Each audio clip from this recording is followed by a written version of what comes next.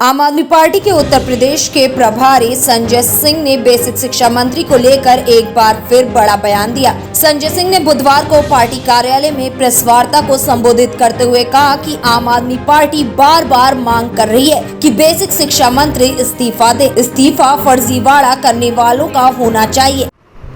पत्रकार बंधुओं को नमस्कार। पिछले कई दिनों से नौकरी चोरी का एक मामला जो प्रदेश सरकार के बेसिक शिक्षा मंत्री के भाई से जुड़ा हुआ था, वो मामला सामने आया और आम आदमी पार्टी बार बार मांग कर रही थी और आज भी कर रही है कि इस्तीफा मंत्री का होना चाहिए,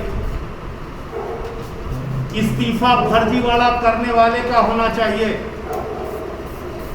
इस्तीफा जिनके प्रभाव से गरीब कोटे में अपने भाई को नौकरी दिलाई गई वो मंत्री का होना चाहिए। लेकिन आज जब पकड़ी गई चोरी तो मंत्री के भाई का इस्तीफा करवा दिया। इस्तीफा जिनके प्रभाव से गरीब कोटे में अपने भाई को नौकरी दिलाई गई उनका होना चाहिए, लेकिन आज जब ये चोरी पकड़ी गई तो मंत्री के भाई का इस्तीफा दिलवा दिया गया। उन्होंने कहा कि मंत्री का भाई तो सिर्फ चोरी का माल है जो बरामद हो गया, जिसने इस प्रदेश के गरीब नौजवानों की नौकरी खाई। वह बेसिक शिक्षा राज्य मंत्री सतीश द्विवेदी हैं। उनको 1 मिनट भी इस पद पर रहने का हक नहीं है, उनको इस्तीफा देना चाहिए। और जिस मंत्री के प्रभाव में ये फर्जीवाड़ा हुआ, उस मंत्री के खिलाफ बर्खास्तगी की कार्रवाई होनी चाहिए। क्या उत्तर प्रदेश में किसी सामान्य गरीब के बेटे को इस तरह से ईडब्ल्यूएस कोटे में नौकरी मिल सकती है? नियम कानून को ताक पर रखकर नौकरी मिल सकती है क्या? नहीं मिल सकती। जब मंत्री के भाई का ईडब्ल्यूएस प्रमाण पत्र बना, उनकी पत्नी नौकरी करती हैं, असिस्टेंट प्रोफेसर हैं बिहार में। खुद मंत्री जी के भाई वनस्थली विश्वविद्यालय राजस्थान में नौकरी करते थे, लेकिन उनका गरीबी के कोटे का सर्टिफिकेट बन गया। यह क्या संभव है कि बगैर सतीश द्विवेदी के प्रभाव के बन गया? और मैंने सुना मंत्री जी कह रहे थे मैं भी गरीब हूं, मेरा भाई भी गरीब हो सकता है, इसमें किसी को क्या आपत्ति है? मंत्री तो गरीब ही है।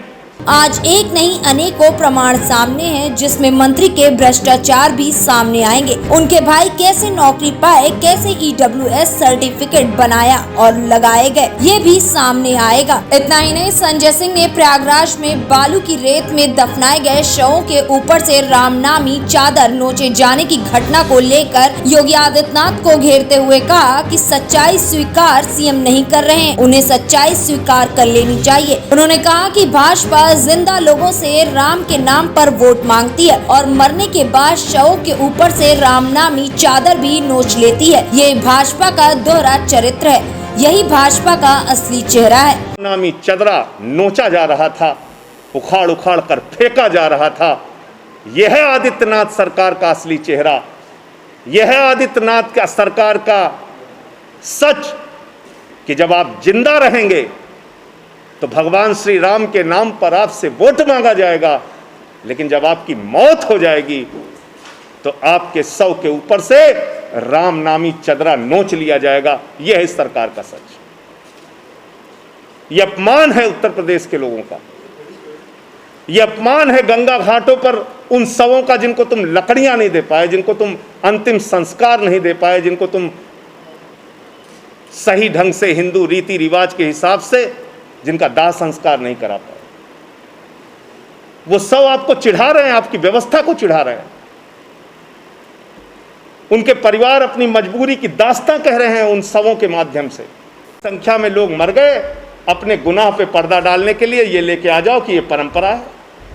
अरे हम लोग भी यहीं पले बढ़े, हमने तो कभी ऐसी परंपरा नहीं देखी कि किसी के परिजन को उत्सव के लिए दाह संस्कार के लिए लकड़ियां ना मिले। हमने कभी ऐसी परंपरा नहीं देखी कि कुत्ते किसी के शव को नोच के खाएं? हमने कभी ऐसी परंपरा नहीं देखी कि नदियों में शव फेंक के सड़ाए जाए। ये आदित्यनाथ जी से पूछ के बताइएगा, अगर ऐसी परंपरा होगी तो बताइएगा, और नहीं परंपरा ऐसी रही है कभी तो उनको इसके लिए सार्वजनिक रूप से प्रदेश की जनता से माफी मांगनी चाहिए और अपना पद छोड़ देना चाहिए। उनको कोई नैतिक अधिकार नहीं।